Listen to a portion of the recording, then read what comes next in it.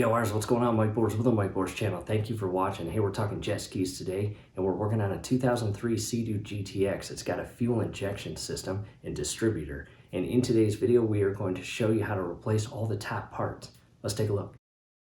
All right, DIYers, at the workstation now. You can see the workbench on the other side of the jet ski over there. This is my mom and dad's jet ski in-house for the winter for many DIY repair videos. We're excited about this. Thank you, Mom and Dad. And let's hop to the workbench. I want to show you our exact serial number service manual, fuel schematic.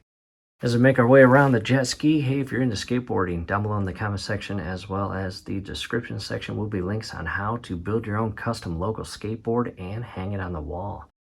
And we're always busy here. And again, your exact serial number service manual will go a long way to ensure you're buying the right parts and disassembling and assembling everything the right way. Here's our fuel schematic, and here is the body portion. You can see the step. We actually are going to replace the foam sleeve at a later date. However, here again is the fuel system page of our service manual. There's the fuel tank, fuel control module, fuel pump, fuel filler neck, fuel cap, engine, fuel lines, and there is the fuel injection system distributor. And here's a blown up version of it. And I do want to focus on this part right here, number 38. Those are the fuel injectors. And you can see number 46 and 43. Those are the fuel regulator, which is number 46. And number 43 is your air regulator. Both of which play a massive role in the efficiency of your engine performance and engine running. So again, I wanted to show you that. DIY is taking a big step back. We are now port side or aft port side of our jet ski. We are going to remove the seats. However, I want to show you something real quick. Here is our latch for our aft or rear seat. And listen to that latch. You'll notice it's not screeching, squealing, or screaming. And that is because we have properly lubricated. And that link will be down below as well.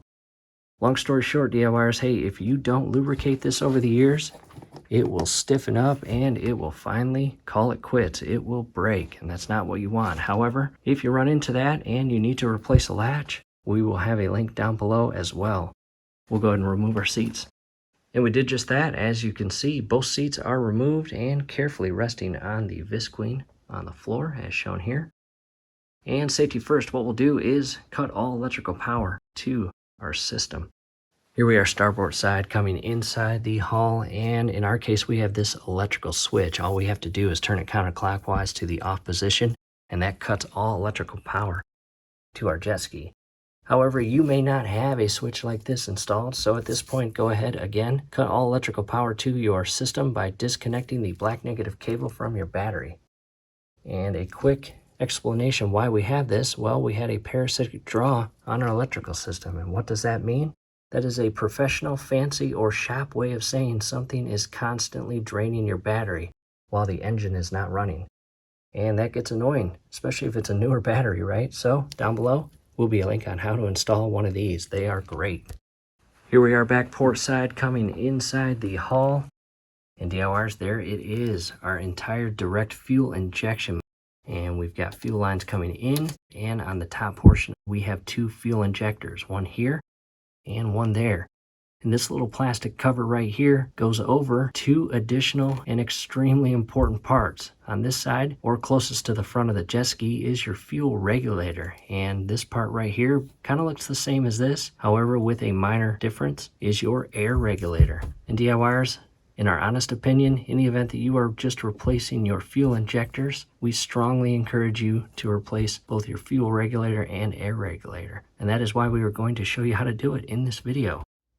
All right, DIYers, at this point, I've got the camera positioned inside the hull, resting on top of the engine. And the very first thing I'm going to do is direct my attention to the electrical connection points that feed onto and secure into the top portion of each fuel injector. And you've got this little spring-loaded tension tab here, and just by pushing it in, you can release the lock on the connection itself, and with it all the way pushed in, simultaneously and carefully pull the electrical connection point up and off the top portion of the injector. And I'll do that for both,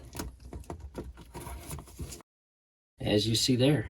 And I will carefully, without damaging the wiring, kind of tuck it down a bit so I can gain access to each of these little hex screws. And all four of these parts, both the injectors as well as the regulators, are held on by a plate. And there are 4 bolts that secure the plate. You got 2 outer bolts, which are hex, and then you've got 2 inner bolts. And I'm going to leave those alone for now. I'm going to loosen up and remove each of the outer hex bolts. And with my ratchet and socket, I've got a 4mm hex. And very carefully, I am going to loosen up each of these. And that one was nice and loose. And as always, DIYers, be extremely careful to not drop any hardware inside the hull. It will be impossible to find. From here, I can carefully loosen it by hand and remove it. Again, do not drop this inside the hull. There it is. Now to the back screw, and there are a couple hoses and lines kind of in the way. Just be extremely careful.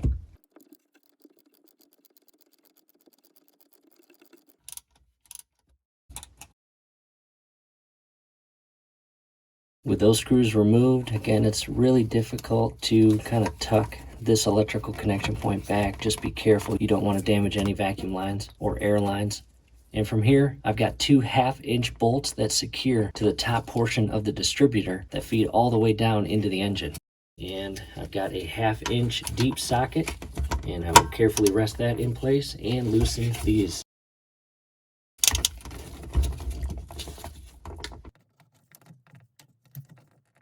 And go extremely slow. These bolts are actually secured in by Loctite 243. So what I recommend is loosening them a little bit and then retightening them a little bit.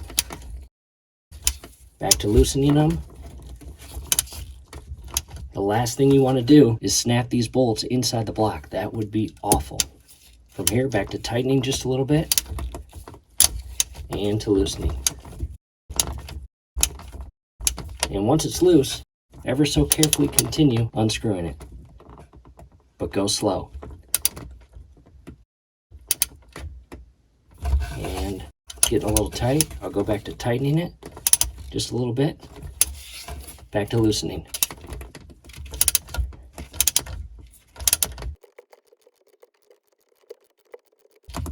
And from there, you can see I've loosened maybe a 1/4 inch. I'll hop to the right bolt and begin loosening that one. Same thing, loosen it just a little bit and retighten it a little bit. Do not snap that bolt. What we're doing here is basically breaking free the Loctite 243.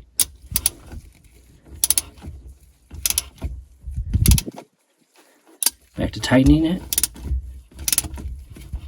and back to loosening it. If it gets tight, shift back to tightening it just a little bit and then back to loosening it. From here, I'll take a break. I'm going to tuck that electrical connection back down, and ever so carefully, you can see that the plate itself is slightly loose. See that? And from here, these injectors are secured into the distributor with O-rings, and they're in there tight. Be careful as you pull these out because you don't want to break the seal on the lines going in and out of the distributor. You got little O-rings in here. And it transitioned to the smaller 1/2-inch socket as opposed to the deep socket for clearance up here.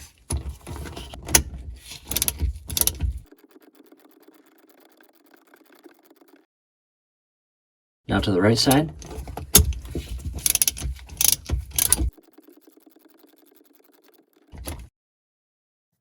Back to the left side.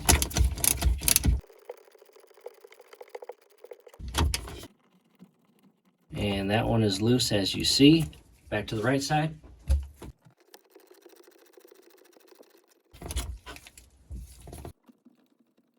And each bolt has 2 washers. Do not drop those as you pull these bolts out. And they're big, maybe about 3 inches.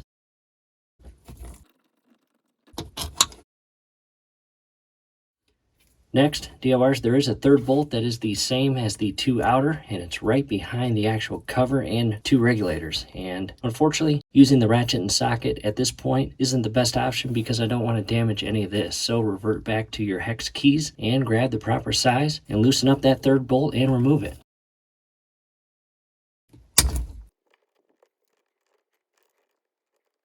And do your absolute best not to drop that tool. Man, that would not be good. And this will take just a little bit longer than the other two because, again, I'm not using a ratchet and socket. Now to an update, it is very tricky to get to that bolt, and I am going to actually cut away this zip tie, and that will allow me to push that entire harness down just a bit. And I'll carefully pull that out. And from here, I can just carefully push this section down to a point where I can gain access to that rear bolt and revert back to my ratchet and socket. And just like the other bolts, do not drop that bolt. Once you get it to a point where you can unscrew it and remove it by hand, that's the best thing to do. Do not drop it. From here, this entire plate can be pushed back. On the very bottom side of each back portion of the plate, it is zip tied to additional electrical wiring, and I'm just going to leave that as is. From here, I'm going to remove each of the injectors.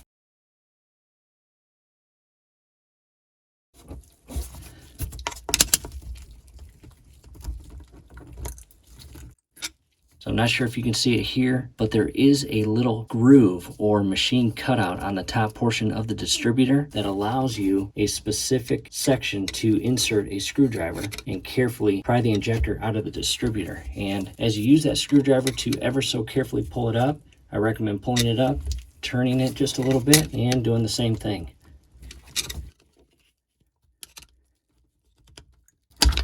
There we go.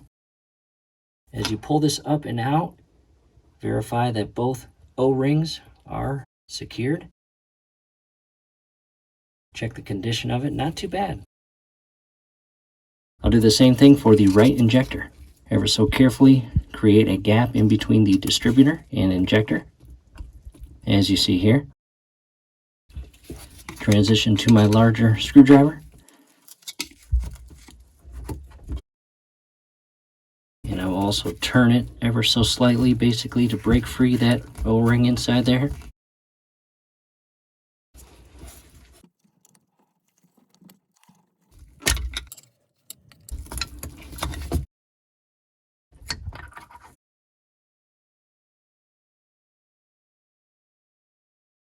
Alright DIYers, at this point I've removed both the left injector as well as the right injector. It is time to remove both regulators. Again, fuel regulator and air regulator. Same method as the injectors, kind of get underneath the regulator, and these come out much easier. See that? Check that out. And kind of pull them up in an even, respectful manner. And I heard just a little bit of fuel move, but that's okay. I'm going to carefully continue pulling. You can see the fuel regulator. I will carefully remove that. It's still attached to the cap, as shown here, as well as the air regulator. Check that out.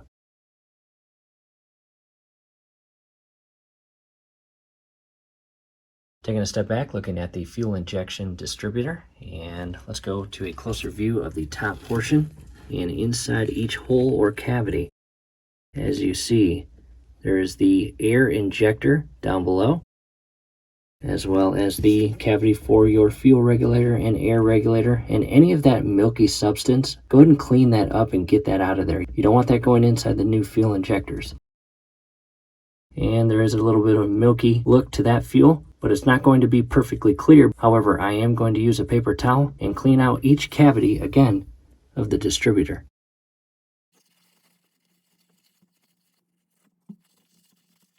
And I recommend using a clean paper towel for each hole. Don't dirty up a paper towel from this injector cavity and then use it to clean out the regulator cavity. You don't want to do that. And that was the cavity that had that milky substance. As well as the injector cavity over on the far right or aft portion of the distributor.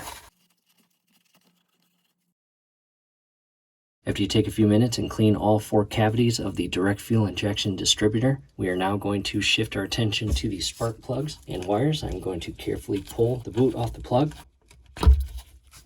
and I will set that aside. come to the aft boot, same thing, pull that up and off the plug, and I'll shift those wires out of the way. And from here, directly in between the distributor and engine block is what is called a direct air injector, and we've got 2 of them and we want them replaced. From here, I'm just going to carefully pull up on the distributor on either end, just kind of rock it back and forth, and there is an O-ring on the very top portion of each injector, and I just want to carefully break those free. There we go. As you see, there's the bottom portion of the distributor, and just a little bit of fuel came out. And on the back side here, you have electrical connections, and I am going to carefully remove those. On either side, you have a clip, and ever so carefully pull the clips out. They are plastic. Do not break them, and shift the electrical connections right off. As you see, it is extremely friendly to do, but again, they are plastic. Do not break them. And there's the second one, as you see right down there. And from here, if you have your original air injectors still inside your block, they are held in by a top O-ring as well as a carbon dam seal and an additional lower O-ring. And don't just yank these out. Be very careful as you pull these out. You can carefully twist them and pull them out, as shown here. Check that out. That white part right there is the carbon dam seal. You've got an O-ring, and there's the other O-ring. Again, this is the direct air injector. Check that out. Look how dirty that is. Yikes. We are extremely happy we are replacing these with brand new ones. Now to the right or rear direct injector. Just by turning it like that, you can basically break free the seals and carefully shift it back and forth as you apply simultaneous upward pressure. And be careful as you do this. You don't want to damage any portion of your distributor and vacuum lines.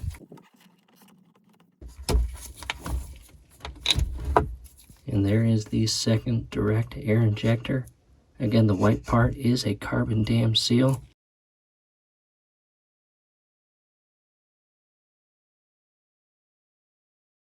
Next, I've got a little pick tool, and I'm going to ever so carefully remove the old O-rings. And you don't want to drop these either. There's one.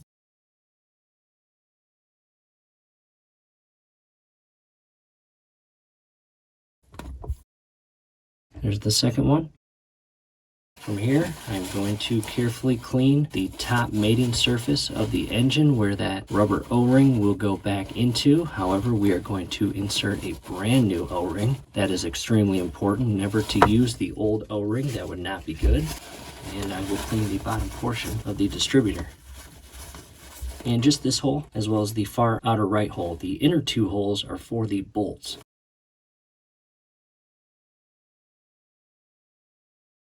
Back to the workbench, and here they are, all of the old parts just removed from the jet ski. Again, 2 fuel injectors, 1 fuel regulator, 1 air regulator, and 2 direct air injectors. And as far as the fuel injectors, they're not that bad. However, if you are just replacing your injectors and not your air injectors or the direct injectors, look at how filthy that is. Completely black. Not good at all. So what good is just replacing your fuel injectors when your air injectors are that bad and clogged? Basically, your brand new fuel injector has to shoot fuel into the top portion of here, where it then mixes with the air and is shot into the engine. Again, brand new fuel injectors will push really clean fuel into the air injector, but guess what? These are not going to do a new fuel injector any favors by being that dirty. Again, out with the old, in with the new. Those have got to be replaced in our opinion. I got the camera set back because I want to show you how I remove these from the actual plastic case or cover. The air injector just slides right out. However, the fuel injector goes into that section of the plastic housing, and you get a rubber O-ring on the tip of that, and just carefully separate the two without breaking your plastic cover or housing. And there might just be a little bit of fuel inside this regulator that spills out. That is normal. Again, don't pull too hard, just ever so carefully. Continue turning the fuel regulator until it comes out of the plastic housing as shown there. There it is.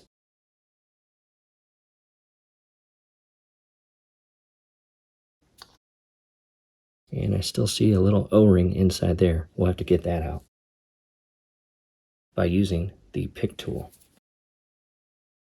And do your absolute best not to scrape the inner plastic housing.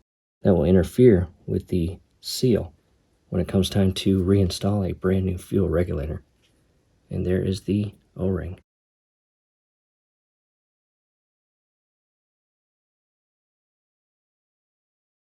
And I'll just slide that back on the old fuel regulator where it goes, as shown there. And again, you can clean the inner portion of the plastic housing to ensure there's no debris stuck inside there that could interfere with the operation of your brand new installed fuel regulator as well as your air regulator. And one last close-up view of all the old parts. Again, top left are your fuel injectors. Below that, your direct air injectors and their respective O-rings that go in between the injector and engine. The housing that secures the fuel regulator and air regulator in place. And from here, we will go grab the new parts. All right, I've got the camera set back and I've got the new parts laid out on the table. And here are the fuel injector boxes and the part numbers. And this is what they look like when they come out of the box. They got a protective sleeve here that just falls off like that. Protects the actual injector while it's in the box and during shipping. And again, I've got two of those. And our air injectors, aka direct injectors. Look a little different, don't they? From the originals from 2003. And this one obviously just came out of the engine. But if we went to the engine now and tried to install this brand new direct air injector into the engine, well, guess what? It won't fit. And that is because this is an aluminum cap that basically protects the air injector as the fuel injector cap here does. But this one just falls off very easily. This one will actually take a little bit of muscle and friendly pressure or force to get this cap off. And inside here is a carbon dam. And that's that little white ring right here. And our exact serial number service manual states in the event that you take this out, never ever reuse this carbon ring here. Again, that white ring. And back then, they used to basically pull the injectors out, replace the carbon dam ring and the rubber O-ring right there, and put the old part back in. But they don't do that anymore because they have re-engineered and designed the part. This is a superseded and new part number to replace that one. That is no longer available. You cannot get that old part number. The new part number is right there. See it? Ending in 633. And very similar to the old part, except for this. Why is that there? Why will this not fit in the engine like this? Well, again, that is a protective cap, and you are to carefully pull it off with some friendly force. And the whole purpose of this is to alleviate this carbon dam from expanding.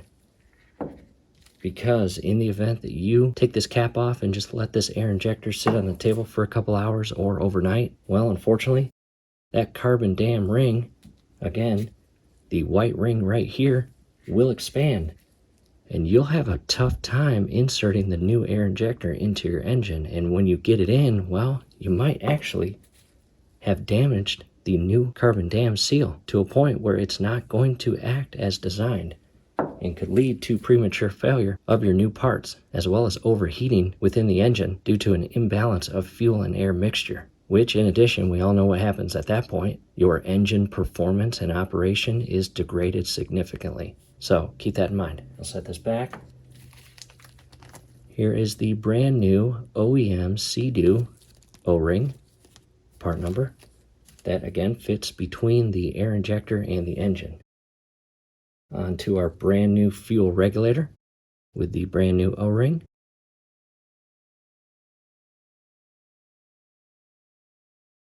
And the brand new air regulator.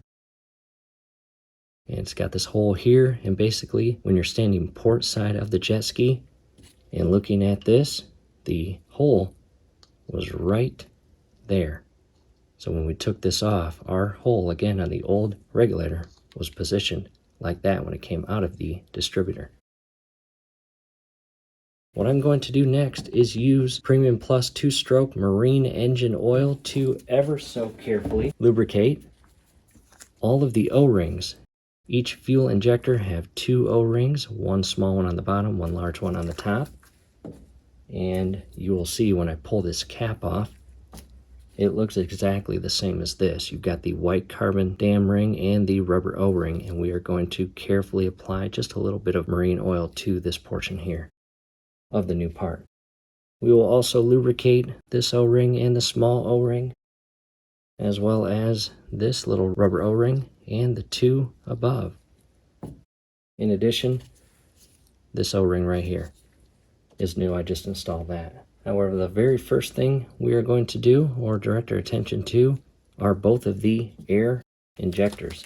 We are going to pull these caps off and lubricate the O-rings and immediately go right to the engine and carefully press these into the engine and secure them. However, before that, I need to open up both of these O-rings.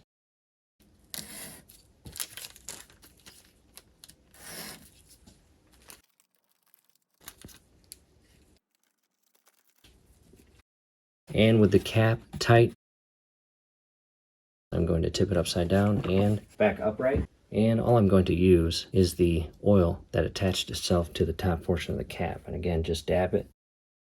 And all we're doing again is lubricating each of these O-rings before we rest them back inside the engine and in place.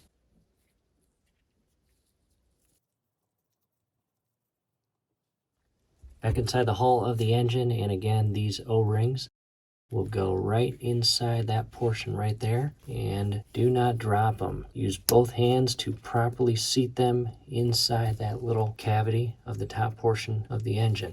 And now to the far right one, again, do not drop these. I know it's kind of hidden behind this portion right here, but be patient. Really seat those O-rings inside that little groove. From here, I'm going to show you the air injector. And I'm going to ever so carefully again use some friendly pressure to pull this cap off the injector itself and access that carbon ring. And again, DIYers, you don't have much time. Go ahead and pull this cap, lubricate it, and immediately install it inside the engine. And do not pop this cap off and have it fall inside the engine. Be very careful. Again, just pull it as shown here. And there it is. Remove the cap. Grab some oil and lubricate, again, both the O-ring and carbon dam. Do not get any oil on that part right there. Look how clean that is. And not a bad idea to lubricate the top. I'll lubricate that here shortly. And I might even connect the electrical connection point too on both sides. Make sure it is locked. And go up under and carefully press it inside the engine, as shown here. Again, when that carbon dam makes contact with the inner cavity, it is a little tight, but just carefully move it down and into position. From here, I'll do the exact same thing with the second one. Cap is off, properly lubricate it. And I'll come to the opposite side and install it inside the engine. And that one went in pretty friendly. And to the electrical connection, feed that on, make sure it is locked and secured. And from here, I'm going to lubricate the top portion of this O-ring, as well as this O-ring. And at this point, if you have not already, I recommend cleaning the holes. Hopefully you did that earlier in the project when we did. Carefully align your distributor on the top portion of your air injectors and give it some friendly force. Do not push on the fuel lines. Go to the top portion of the rail or distributor and push it in place, as shown there. Back to the workbench. We are now going to lubricate both the fuel regulator and air regulator. Install them back in the plastic housing. Go back inside the hull and secure those to the top portion of the distributor. And I've got the cap back tight on the oil. And again, the oil that attaches to the top inner portion of the cap, that's all I'm using. I will lubricate that small little O-ring first.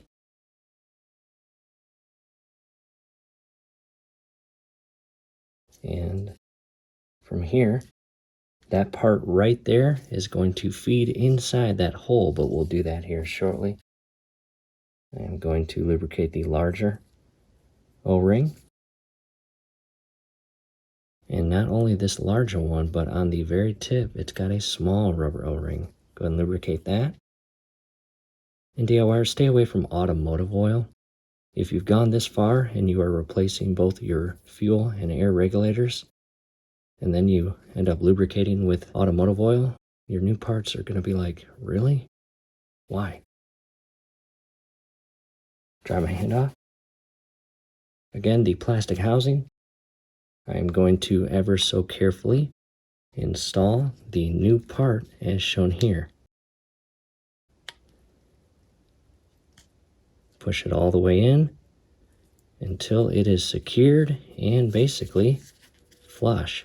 Do not break the plastic, but you want it in there, and that's in there. Now to the air regulator. 2 O-rings, one large and one small. Go ahead and lubricate those. And again, we'll head right back to the top portion of the distributor and install these in place. And again, there's the hole. And as I lower this in place, the hole is going to be positioned like that. And that's what our exact serial number service manual calls for. Yours might be different. Just pay attention to that. Let's go back to the engine. Back inside the hull, and I'm going to install the air first, and this entire distributor is not secured by its respective retaining screws and bolts, so be careful as you apply some friendly pressure and push down on this part to seat it. There we go. Now to the fuel regulator, and don't forget to replace this O-ring and properly lubricate it. And that will go into a very small little hole right here in between each of the regulators. I'll push the air back down. It kind of just pops back up, but that's okay. And carefully push the fuel regulator in place. As shown there. And again, each regulator, because of the O-ring, might just pop up or shift up just a bit before you lock them in place with this back plate, but that's okay. Now it's time to install our brand new fuel injectors. At this point, I've shifted some parts to the side, and there are the boxes for our brand new fuel injectors and part number. Again, OEM, that's the really only way to go. And these are little protective shipping cases or caps. Go ahead and take those off. Set those aside, and we are going to properly lubricate the bottom O-ring and top O-ring right there. And I am using 2-stroke synthetic blend oil. DIYers, stay away from automotive oil. And with the cap secured tight, I'm going to tip it upside down, back upright, and I'm going to remove the cap and the oil that attached itself to the inner portion of the cap. I'm going to use to again lubricate each of the O-rings, 2 on each injector.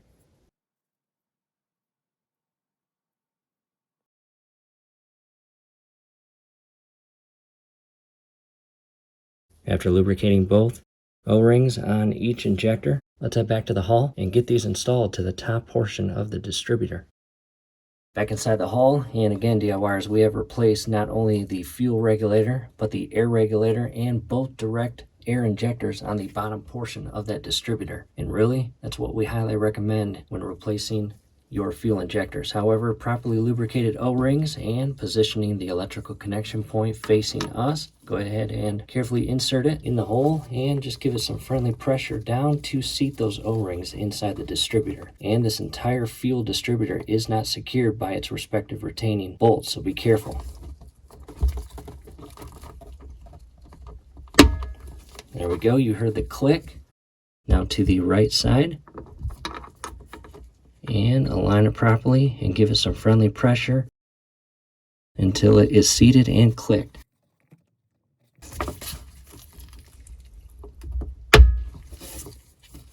There we go, perfect. And these regulators will ever so slightly shift up because of the O-ring, but that will be okay because when we secure these four in place with the plate, those will be pressed and flush.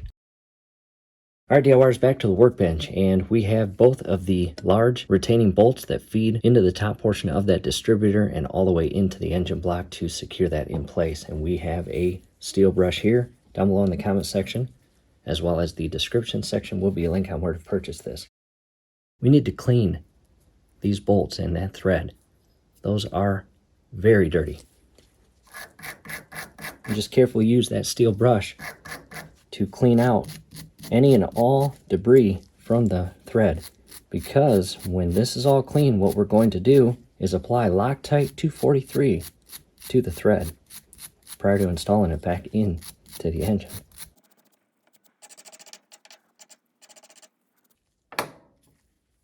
Now to the second bolt.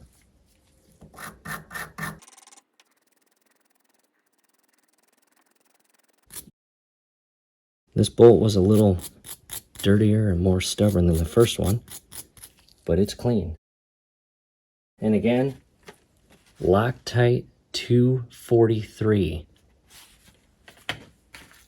not Loctite 518, not Loctite 271, not Loctite 680, but again, Loctite 243 for our specific serial number service manual. And in our case, it is blue.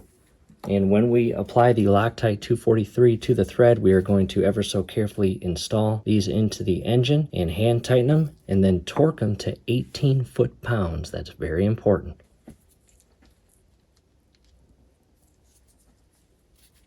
And all I'm going to do is carefully run just a small little line on either side, just like that. And allow that to sit, and I'll do the same thing for the other bolt.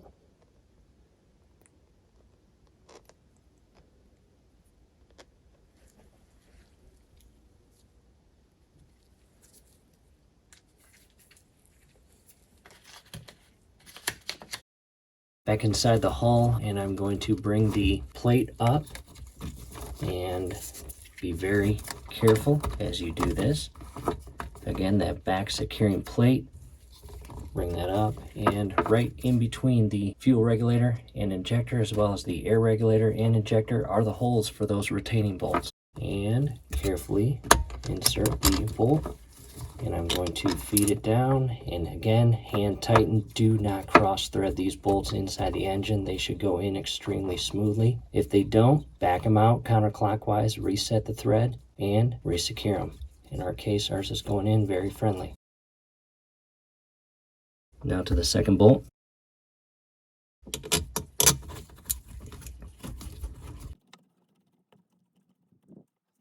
And from there, they are hand tight, but still have a long way to go.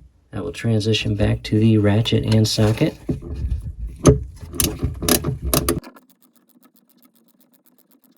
And tighten these in sequence. And for this side, I transition back to the non-deep socket. And by doing this in sequence, you are going to properly seat the O-rings for the fuel and air regulators, as well as the injectors. And I'm going to tighten these in place until I feel tension, and then I will revert or transition to the torque wrench.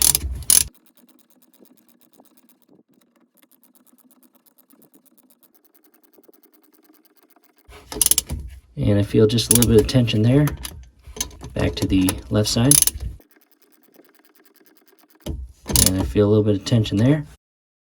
Now transitioning to my very long torque wrench. Again, it is set to 18 foot-pounds. And I will do this side first. And continue tightening until you hear or feel your torque wrench make a clicking sound. At that point, you know it is properly torqued to exactly 18 foot-pounds.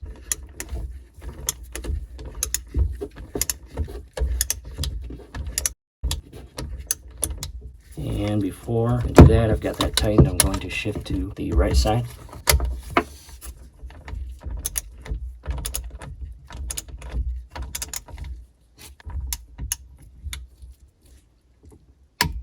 There it is. You heard the click directly to the left side. And DIYers, go slow, be patient. Do not over torque these retaining bolts in place. It will damage the O-rings and mess everything up.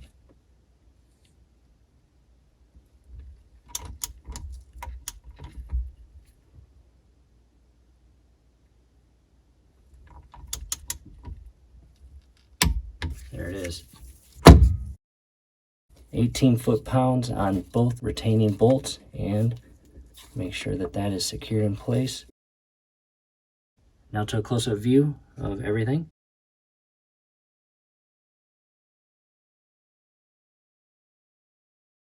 And coming back here, there is the torque wrench I just used. Very important. Do not over torque those retaining bolts.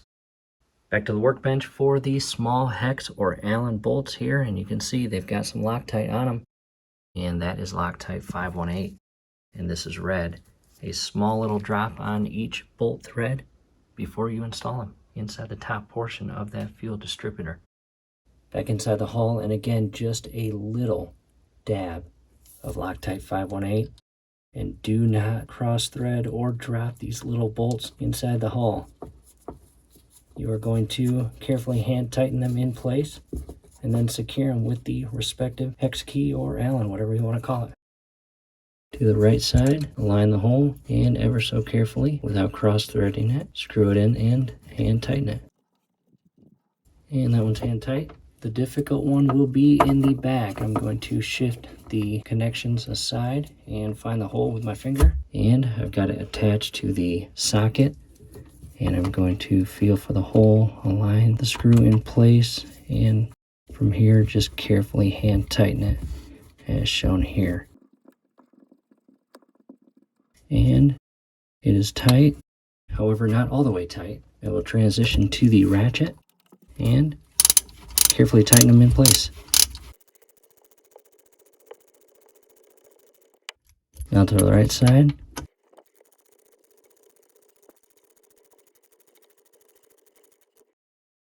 Now to the back, and there is no torque value setting for these 3 screws or bolts. However, you don't want them too loose, but you definitely do not want to over tighten them and damage your distributor. So use good judgment when tightening these 3 screws in place.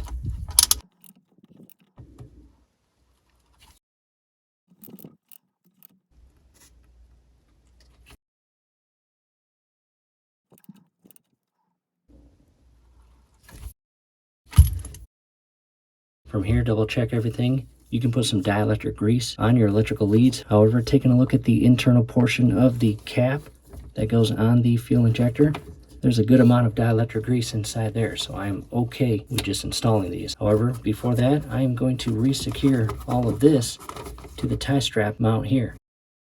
And I will do my best not to get in your way. Again, this little connection point here and these lines here, just carefully come underneath. And on the housing itself, it has a slot for your tie strap to go in, and feed it up accordingly as shown here.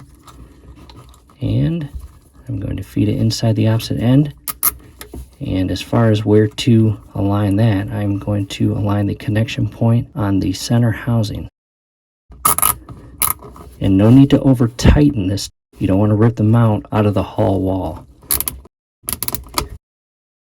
In addition, you don't want to damage any electrical wires by tightening this too tight. That's all you need. From here, with the little cutters, I'm going to cut the excess portion. From here, that is secure. Double check everything. Again, we've got 3 screws, one on the far left, the center rear behind the regulators, and the far right. In addition, we've got both large retaining bolts that are torqued to 18 foot-pounds. Again, double check your exact service manual. Yours might be different, but that's what ours is. If all looks good, we are going to carefully realign the connections and push them down until they make the clicking sound and are locked in place, as shown there.